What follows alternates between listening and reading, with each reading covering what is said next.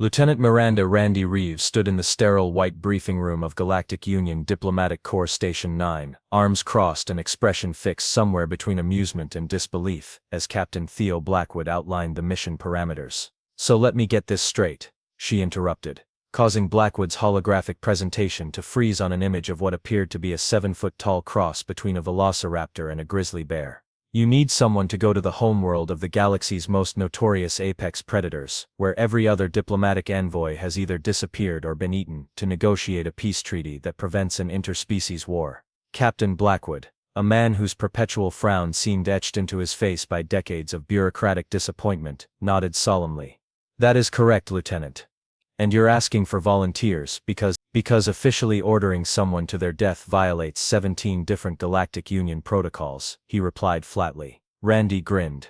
"Well then, I volunteer." The silence that followed was broken only by the soft choking sound of Dr. Eliza Winters, who had been quietly observing from the corner while nursing her 5th cup of stimulant tea. The xenobiologist's wide eyes and spluttering reaction might have been comical if they weren't so genuine. "Lieutenant Reeves," Blackwood said slowly, as though explaining physics to a particularly dense asteroid, "perhaps you misunderstood the gravity of this situation. The Khazarn aren't just dangerous, they're evolutionary perfection in predatory form. They're smarter than most AI, faster than Olympic sprinters, and have claws that can shred reinforced durasteel. Their idea of a diplomatic reception typically involves testing whether the envoy tastes better with or without their exoskeleton." "I heard you the first time, Captain," Randy replied, dropping into one of the uncomfortable chairs that seemed standard issue across all military installations in the known universe. "But someone's got to do it, and frankly, I'm bored out of my mind filing reports about the mating rituals of the Floxians." Dr. Winters finally recovered enough to join the conversation. She was a tall, gangly human with wild red hair that seemed to defy both gravity and military regulation.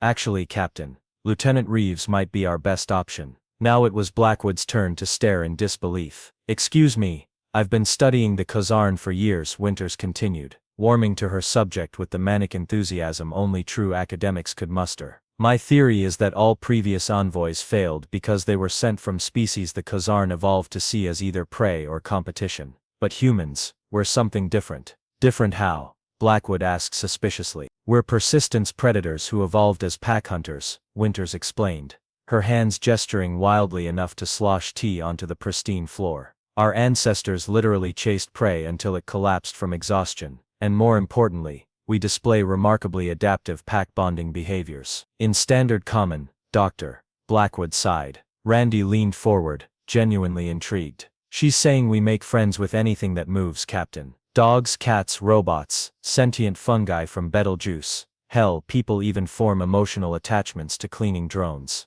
"Precisely, Doctor," Winters exclaimed, pointing at Randy with such enthusiasm that more tea spilled. "The Khazarn might recognize that quality. They themselves are pack hunters, just significantly more lethal ones." Captain Blackwood looked between the two women with the expression of someone who suspected he was being manipulated but couldn't quite figure out how. "And your qualifications for this mission would be?" Randy's grin widened. 3 years in special diplomatic operations, fluent in 7 non-human communication systems, and I grew up on a wildlife preserve where my mother rehabilitated Earth's most dangerous apex predators. I spent my childhood hand-feeding orphan tiger cubs and teaching wolf packs to trust humans. Plus, she added with a wink, I've been told I have an irritatingly stubborn personality and refuse to die when I'm supposed to. Just ask the Dravidian assassins who tried to prevent the Corellian peace accords." Dr. Winters nodded enthusiastically. "She's perfect." Captain Blackwood closed his eyes briefly, the universal gesture of a superior officer recognizing that resistance was futile. "Fine. But when the Khazarn are picking their teeth with your bones, Lieutenant, don't expect me to write a sympathetic condolence letter." "Wouldn't dream of it, sir," Randy replied cheerfully. "Just make sure that when I succeed, you spell my name correctly on the commendation." As Randy left the briefing room, she heard Dr. Winters chattering excitedly about preparation protocols and cultural briefings. The truth was, Randy hadn't volunteered because she believed in Dr. Winters' theories or because she was particularly confident about her chances. She'd volunteered because no one else would, and sometimes that was reason enough. Besides, how bad could a planet full of hyper-intelligent carnivorous predators really be? She'd survived family reunions that sounded worse. The mission briefing room looked like it had been designed by someone who believed comfort led to inattention. Hard chairs, harsh lighting, and a temperature set precisely 5 degrees too cold for human comfort. Perfect for delivering bad news, which was exactly what Lieutenant Randy Reeves was about to receive in excruciating detail. The Kazarn Dominion spans 27 star systems, Dr. Winters explained, projecting a holographic map that glowed ominously red in the center of the room. They've historically kept to themselves, but their recent expansion has put them on a collision course with 3 different Galactic Union trade routes. And why can't we just, go around? Randy asked, propping her boots on the edge of the table. Captain Blackwood shot her a disapproving glare but seemed to have given up on correcting her posture after their third briefing together. Economics, Blackwood replied flatly. Those routes are the arterial highways of galactic commerce. Rerouting would cost trillions and destabilize at least 17 planetary economies. So instead you're going to destabilize my continued existence. Dr. Winters, who seemed physically incapable of recognizing sarcasm, enthusiastically jumped in. That's where the fascinating part comes in. We've sent 6 diplomatic envoys to Kazarth already. And they all got eaten, Randy finished. Not all of them, Winters protested. Ambassador Glix from Proxima Centauri 3 definitely wasn't eaten. The tracking beacon in his ceremonial headpiece was last recorded moving through what appeared to be the Kazarn equivalent of a sewage system. Oh well, that's extremely comforting, Randy muttered. Blackwood cleared his throat. The point is, Lieutenant, conventional diplomacy has failed. The ex-Galax tried formality, the Trinari attempted gift-giving, and the Valerians sent their most intimidating warrior diplomat. All approaches ended poorly. What's different this time? Dr. Winters beamed like a child who had been waiting hours to share a secret. This time we're sending a human. More specifically, we're sending you. Because I'm expendable. Because you're perfect, Winters exclaimed, completely missing the self-deprecation. My research suggests the Kazarn operate on a complex social hierarchy based on respect, strength, and what we might call useful unpredictability. Previous envoys failed because they acted like either prey or rivals. Randy raised an eyebrow. And humans are neither. Exactly. Humans occupy this fascinating evolutionary middle ground. You're predators who collaborated to hunt larger prey, but you're also adaptable enough to form social bonds with everything from microbes to machine intelligences. She means you're good with difficult personalities. Blackwood translated dryly. Plus, Winters continued, practically vibrating with excitement, humans possess endurance that most species find baffling. The Kazarn are sprinters, explosive power, but they tire quickly. A human's ability to just keep going might actually impress them. Randy slumped in her chair. So your grand diplomatic strategy is for me to what? Run laps around the apex predators until they respect me enough not to eat me. Winters tilted her head thoughtfully. That's not exactly what I had in mind, but it's not a terrible backup plan. Captain Blackwood pushed a datapad across the table. Your primary objective is to establish basic diplomatic contact and convey our desire for territorial negotiations. Your secondary objective is to return with enough intact body parts for proper identification and military honors. Your confidence is overwhelming, Captain. This is serious, Lieutenant, Blackwood growled. The Galactic Union needs this treaty. If the Kazarn perceive our trade ships as invaders in their territory, we could be looking at a war that would make the Proxima conflict look like a playground squabble. Randy's expression sobered. She'd seen the aftermath of the Proxima conflict during her first deployment. Whole worlds reduced to radioactive ash. Understood, sir. You launch in 6 hours. Blackwood continued. Dr. Winters will provide cultural briefings until then. We can't equip you with obvious weapons, but engineering has prepared some creative defensive options disguised as diplomatic gifts. Like what? A pen that shoots laser beams. A briefcase that turns into a shield. More like clothing embedded with nanotechnology that mimics Kazarn pheromones, Winters explained. And a translator implant that might, emphasis on might, be able to interpret their communication patterns. Might. The Kazarn language includes subsonic growls and scent markers. The translator can handle the audio components, but you'll be missing about 30% of the conversational nuance. Wonderful. Randy sighed. Anything else I should know? Dr. Winters hesitated, exchanging a glance with Blackwood. There is one more thing. According to our limited observation, the Kazarn don't have a concept of diplomacy as we understand it. They establish relations through something closer to adoption. Adoption. They either incorporate other species into their pack structure or they classify them as food. There's no middle ground. Randy stared at them both. So I'm not just a diplomat. I'm essentially a stray dog hoping to be taken in rather than sent to the pound. That's not inaccurate, Winters admitted. Great. Just great. Randy stood up, stretching her arms overhead. Well, if I'm going to potentially become the first human pet of murderous space dinosaurs, I better pack my favorite chew toys. As she turned to leave, Captain Blackwood's voice stopped her. Lieutenant, despite my reservations, you were the right choice for this mission. Your understanding of pack dynamics might be our only shot at avoiding interstellar war. Randy gave him a mock salute. Don't worry, Captain. If there's one thing I'm good at, it's getting dangerous creatures to like me. Just ask my ex-girlfriend. Dr. Winters looked confused. I don't understand how your former romantic partner is relevant to. It's a joke, Doctor. Blackwood sighed, rubbing his temples. God help the galaxy if our fate depends on the Khazarn understanding human humor. Actually, Randy called over her shoulder as the door slid open. The research suggests that predator species often have well-developed senses of humor. It's an evolutionary advantage for social hunting. The look of surprise on both their faces was worth whatever was coming next, even if what came next involved becoming an appetizer for giant space predators. Good luck, Lieutenant. Try not to die, were Captain Blackwood's final words before the transport shuttle's doors sealed with an ominous hiss. Randy watched through the viewport as the GU diplomatic vessel rapidly shrank to a pinpoint of light, then vanished altogether. Subtle, Khazarth's atmosphere hit the shuttle like a brick wall. The pilot, an AI because no organic being had volunteered, announced through crackling speakers, atmospheric entry complete. Landing in 3 minutes. It's been an honor serving with you, Lieutenant Reeves. Even the computers think I'm dead, Randy muttered, checking her minimal equipment one last time. Standard issue diplomatic credentials. Translator implant. Emergency beacon that probably wouldn't work through Khazarth's dense ionosphere. And a small hollow projector containing Dr. Winters' hastily assembled how not to get eaten by Khazard presentation. The shuttle touched down with a bone-jarring thud in a clearing surrounded by towering crimson vegetation. Through the viewport, Khazarth looked like Earth's Mesozoic era had collided with a horror filmmaker's fever dream. All massive ferns, twisted trees, and the occasional movement that suggested very large things, with very sharp teeth lurked just out of sight. Atmospheric analysis complete, the AI announced. Oxygen levels acceptable for human respiration. Temperature 38 degrees Celsius. Humidity 89%. Local time is equivalent to mid-morning.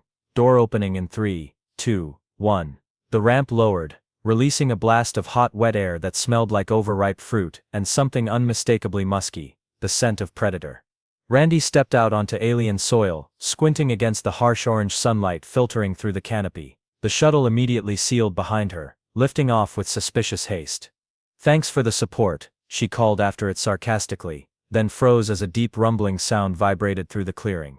They emerged from the tree line with liquid grace, 5 Khazarn moving in perfect formation. In person, they were far more terrifying than the holograms had suggested. Standing nearly 8 feet tall on powerful hind legs, their bodies combined the worst aspects of Earth's most efficient killers. Velociraptor's agility, bear's muscle mass, and something of a crocodile's armored hide, all covered in short bristly fur in patterns of rust and black. Their eyes, 3 of them, the middle one set slightly higher on their elongated skulls, gleamed with unsettling intelligence. The leader, distinguishable by elaborate scarring across its chest that looked deliberately inflicted, stepped forward. Its triple-hinged jaw opened to reveal rows of teeth that would make a shark jealous. Randy's translator implant buzzed painfully as it processed the mixture of growls, clicks and subsonic rumbles. You are small prey that walks upright and does not run, the translation approximated. Curious, remembering Dr. Winters' advice, Randy kept her posture relaxed but not submissive. I am Lieutenant Miranda Reeves, representative of the Galactic Union. I come seeking conversation with the Khazarn people. The leader, Randy mentally dubbed him Scarface, circled her slowly. The others remained in formation, their middle eyes tracking her every movement with unnerving precision. Previous small things came with many words, and many promises. They tasted of fear and lies. Scarface growled. You smell different, not prey fear, not predator challenge. That's because I'm neither, Randy replied, fighting every instinct screaming at her to run. I'm here to understand, not to threaten or submit. Scarface stopped directly in front of her, lowering his massive head until they were eye to eye. His breath was hot and smelled of raw meat. I am Grexnar, first hunter of the Bloodridge pack. You will come with us now. To be eaten, Randy asked bluntly. A sound emerged from Grexnar that the translator couldn't process, but which her human instincts recognized with shock as laughter, a rasping, rumbling chuckle that the other Khazarn echoed. Not yet decided, Grexnar replied. First we watch. First we learn what strange thing you are. Then we decide if you are food, or something else. Fair enough, Randy said, and to her own surprise, she meant it. Lead the way. As she followed the hunting party into the dense crimson forest, Randy realized she'd already survived longer than any previous envoy. Either Dr. Winter's theories had merit, or the Khazarn were simply saving her for a special occasion. The sharp claws on Grexnar's forelimbs glinted in shafts of orange sunlight as he effortlessly navigated the dense undergrowth. Without turning, he spoke again. Small human has name, Randy, she replied. My pack calls me Randy. Randy Grexnar tested the sound. Strange name for strange creature. We will see if you are worthy of keeping it. 3 days into her stay with the Bloodridge pack, and Randy had learned several important things about the Khazarn. First, they were matriarchal. While Grexnar led the hunting parties, the true power lay with Elder Tazakira, a massive female with gray-streaked fur and eyes that seemed to look right through Randy's skull. Second, they communicated as much through posture and scent as through their growling language. Half the time her translator implant simply reported untranslatable contextual pheromone information. Third, they found her simultaneously amusing and baffling. Why do you sleep so much? Demanded Kurzal, a young hunter who'd appointed himself her unofficial observer. 1/3 of your life spent unconscious. Inefficient. We can't all evolve on a planet with 2 suns and 30-hour days, Randy replied, stretching her aching muscles. The Khazarn settlement, a complex of interwoven living structures that resembled enormous nests built into the cliffside, provided little comfort for human anatomy. Today you join Hunt, Grexnar announced, appearing suddenly behind her. Randy had stopped being startled by their silent movements after the first day. Elder Tazakira wishes to see what small humans can do. Randy knew this was a test. Refusing meant showing weakness. Accepting meant risking life and limb hunting creatures that had evolved on a death world. I'd be honored, she replied, silently cursing Captain Blackwood for this entire mission. The hunting party moved like liquid shadow through the dense undergrowth, 5 Khazarn and 1 human trying desperately not to slow them down. Their prey was a herd of something Randy mentally labeled nightmare antelope, 6-legged herbivores, with bony plates and wicked-looking horns. Your task, Grexnar instructed, is to drive prey toward waiting hunters. Can you run, small human? Randy thought of Dr. Winter's briefing. Humans evolved as persistence predators, capable of outlasting faster prey through endurance. Running is what humans do best, she said. What followed was the most grueling physical experience of Randy's life. While the Khazarn burst into explosive sprints, she maintained a steady pace through the dense foliage, driving the herd exactly where Grexnar had indicated. The alien heat and humidity soaked her uniform within minutes, but she kept going, her muscles burning in protest. Hours later, when the successful hunting party returned to the settlement, Randy was still on her feet, barely. The Khazarn watched with newfound curiosity as she staggered in behind them, exhausted but undefeated. Elder Tazakira met them at the entrance, her 3 eyes studying Randy intently. The small human did not fall, she observed, her translator rendering her deep voice with surprising accuracy. Small human runs without stopping, Grexnar confirmed. Not fast like Khazarn, but never stops. Prey tires before human does. Tazakira circled Randy slowly. Previous visitors brought words and gifts and promises. You bring endurance and action, more valuable. That night, Randy was invited to the communal feast, not as an observer, but as a participant. The Khazarn offered her the choice cuts of meat, which her translator helpfully identified as honor portions traditionally reserved for pack contributors. As she ate alongside creatures who could rip her apart without effort, Randy began to understand Dr. Winter's theory. The previous diplomats had approached the Khazarn as equals or superiors, with formal proposals and careful distance. They'd been eaten because they'd behaved like either prey or rivals. Tell of human pack, Elder Tazakira demanded as the feast continued. You have alphas? Territory wars. Randy considered how to explain human civilization to apex predators. We have leaders, but they're chosen differently. Not always by strength, sometimes by wisdom or by group decision. The gathered Khazarn rumbled in what her translator interpreted as skeptical interest. And your pack is called Galactic Union? Grexnar asked. Many species in one pack. Yes, Randy said, seeing an opening. We share territory and resources. Different species bring different strengths. Together we're stronger than alone. Elder Tazakira's triple-hinged jaw worked thoughtfully. Interesting concept. Not Khazarn way, but interesting. Later, as Randy collapsed onto her makeshift sleeping platform, Kurzal approached with something clutched in his clawed forelimb. He dropped a leather-like band beside her.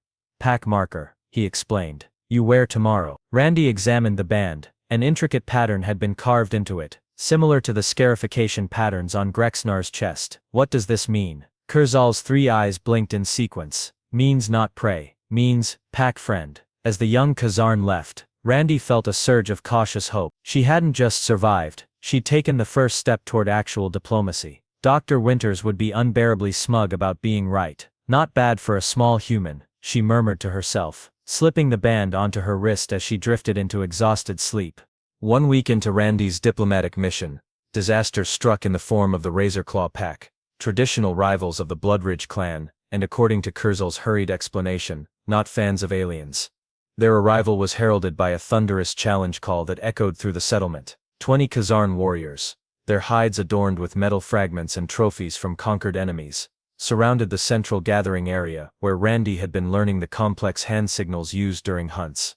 Bloodridge grows weak, snarled their leader, a scarred behemoth even larger than Grexnar, taking soft aliens as pack friends. Disgrace to Kazarn ancestors. Talonvix. Grexnar greeted him with a low growl. Razorclaw not invited to Bloodridge territory. When pack grows weak, territory becomes contested, Talonvix replied, his middle eye fixed on Randy. We smell alien. We come to restore Kazarn honor. Elder Tazkira emerged from her dwelling, radiating authority despite her age. Razorclaw questions Bloodridge decisions. Old traditions give right to challenge, not right to insult. Talonvix dropped into a fighting stance. Then we challenge. Winner claims territory and decides alien's fate. Randy watched with mounting horror as preparations for the challenge ritual began. A circle was marked out with luminescent stones. Ceremonial weapons were brought forward, and the packs gathered to witness what was clearly about to become a blood sport. This can't happen, Randy hissed to Kurzal.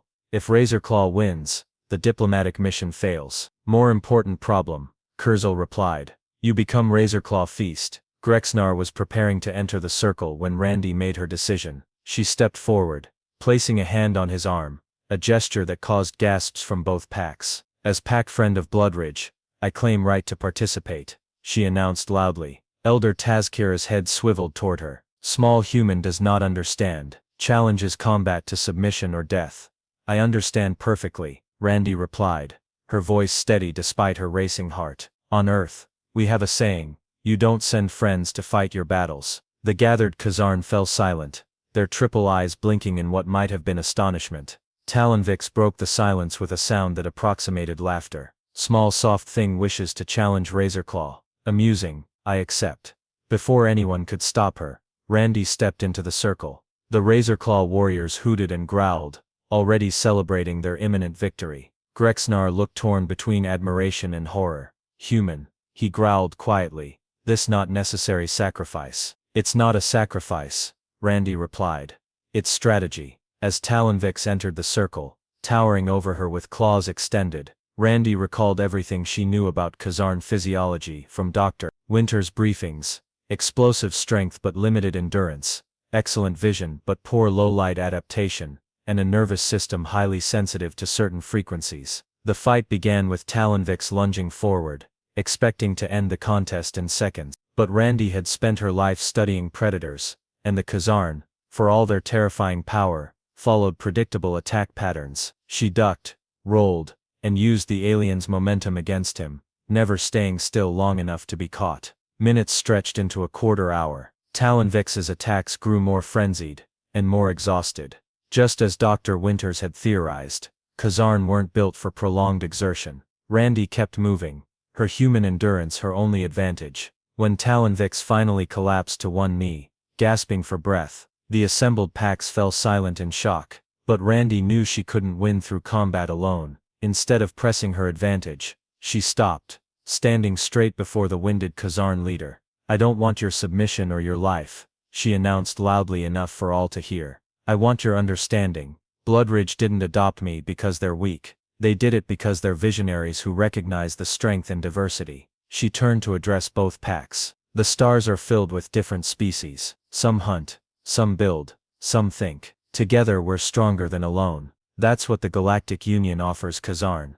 Not weakness, but new kinds of strength. For a moment, only the sound of Talonvix's labored breathing broke the silence. Then Elder Tazkira stepped forward. Human shows wisdom rare among any species, she declared. uses endurance when strength fails, chooses words over killing blow. These are traits Kazarn can respect. Talonvix rose slowly, his 3 eyes studying Randy with new consideration. Small human fights with honor, he conceded reluctantly. Perhaps, Razorclaw was hasty in judgment. That evening, under the light of Kazarn's 3 moons, the Bloodridge and Razorclaw packs shared a feast. Randy found herself seated between Elder Tazkira, and surprisingly, Talonvix himself. Human concept of cooperation between different strengths, the Razorclaw leader rumbled. Explain more. As Randy outlined the basic principles of the Galactic Union, she noticed Grexnar and Elder Tazkira exchanging meaningful glances. Something had shifted today, something far more significant than just surviving a challenge. She'd come to Kazarn expecting to become either a diplomat or dinner. Instead, she was becoming something unprecedented, a bridge between worlds. Captain Theo Blackwood was having a terrible day. 2 weeks had passed since Lieutenant Reeves' drop-off on Kazarth, and Galactic Union Command had officially declared her heroically sacrificed in pursuit of peace. He'd spent the morning drafting a commendation that would posthumously promote her to commander. Small comfort considering he'd sent her to her death. Sir, his aide interrupted, voice oddly strained. You're needed in the docking bay. Immediately. Unless it's the Secretary General himself. I'm busy, Blackwood growled. Sir, it's a Kazarn warship. They're requesting permission to dock. Blackwood's stylus clattered to the desk. A what? 15 minutes later, surrounded by a nervous security detail with weapons drawn, Blackwood watched the massive alien vessel connect to Station 9's primary docking port. Dr. Winters had arrived, breathless and disheveled, clutching a datapad full of hastily compiled Kazarn cultural notes. This is unprecedented, she whispered excitedly. No Kazarn ship has ever voluntarily approached a Union station. Forgive me if I don't share your enthusiasm, Blackwood replied grimly. They're probably here to declare war. The airlock cycled open with a pneumatic hiss. The security team tensed, fingers hovering over triggers. And then Lieutenant Miranda Reeves strolled out, grinning, wearing her standard uniform complemented by elaborately carved leather bands on both arms and what appeared to be ceremonial Kazarn hunting paint across her face. Captain, she saluted casually. Permission to bring a diplomatic delegation aboard. Before Blackwood could respond, 4 massive Kazarn emerged behind her. Grexnar, Elder Tazkira, Talonvex, and Kurzal, their imposing forms filling the docking bay, and causing several security officers to take involuntary steps backward. Lieutenant, Blackwood managed after finding his voice. You're not dead. Excellent observation skills as always, sir. Randy replied cheerfully. May I introduce Elder Tazkira of the Bloodridge Pack, Grexnar, First Hunter, Talonvex of the Razorclaw Pack, and Kurzal, who has apparently appointed himself my personal bodyguard. Dr. Winters looked like she might faint from excitement. You actually did it, she breathed. You established diplomatic relations with the Kazarn. Not exactly, Randy said, as the assembled Kazarn surveyed the station with predatory interest. It's a bit more complicated than that. Elder Tazkira stepped forward, her massive form making even the tallest humans look like children. We do not come for paper treaties and empty words, she announced, her translator rendering her growls perfectly. We come to formalize pack bond with humans. Pack, bond, Blackwood repeated weakly. Grexnar bared his teeth and what Randy had learned was actually a smile. Human Randy has been accepted into Bloodridge Pack. By extension, humans now have protection status among all Kazarn. Translation, Randy explained. They've officially adopted humanity as part of their extended pack structure. It's their equivalent of an alliance, but with more familial obligations. Captain Blackwood looked like he was developing a migraine. Lieutenant, did you just get our entire species adopted by the most feared predators in the galaxy? I prefer to think of it as creative diplomacy, sir. Dr. Winters was frantically taking notes. This confirms all my theories about human adaptability and pack bonding behaviors. The Kazarn recognized our evolutionary. Actually, Randy interrupted. They mostly just liked that I didn't act like a terrified diplomat. Oh, and apparently our endurance running capabilities are considered impressively persistent for such soft creatures. Talonvex, who had been silently examining the station's architecture, turned his triple-eyed gaze to Captain Blackwood. Small human leader, we have brought hunting trophies as pack gifts. He gestured to several containers being unloaded from the ship. Also, territory agreement. Kazarn recognized star paths humans use for trade. No hunting there. Blackwood stared at the containers with trepidation. Hunting trophies. Don't worry, Randy whispered. I convinced them to bring ceremonial weapons instead of actual body parts from their previous hunts. Cultural sensitivity and all that. As Station 9's diplomatic corps scrambled to arrange suitable accommodations for the Kazarn delegation, Randy found herself standing beside Dr. Winters, watching with amusement as Kurzal sniffed curiously at a potted plant. Your theory was right, Randy admitted. They didn't see me as prey or rival, but it wasn't because of our evolutionary history as persistence predators. Winters tore her gaze away from the Kazarn. Then what was it? They thought I was funny, Randy replied with a shrug. Turns out apex predators appreciate sarcasm. Who knew? That can't be the whole explanation, Winters protested. No, but it helped. They respected that I didn't fear them or try to impress them. I just was myself. Apparently authenticity translates across species barriers. Captain Blackwood approached, looking slightly shell-shocked after his first official meeting with Elder Tazkira. Lieutenant, your mission report is going to make fascinating reading. Consider your promised promotion guaranteed. Thanks, Captain. Though I should warn you, according to Kazarn Pack law, I'm technically now a minor nobility in their social structure. They might insist you treat me with appropriate deference. Don't push it, Commander, Blackwood warned, though a hint of a smile played at the corner of his mouth. As they watched the Kazarn delegation touring the station, sending terrified Union officials scrambling out of their path, Randy felt a peculiar sense of pride. She'd gone to Kazarn expecting to die on a suicide mission. Instead, she'd found unexpected allies in the most dangerous corner of the galaxy. You know, she said, fingering the intricately carved pack marker on her wrist. There's an old human saying that seems appropriate.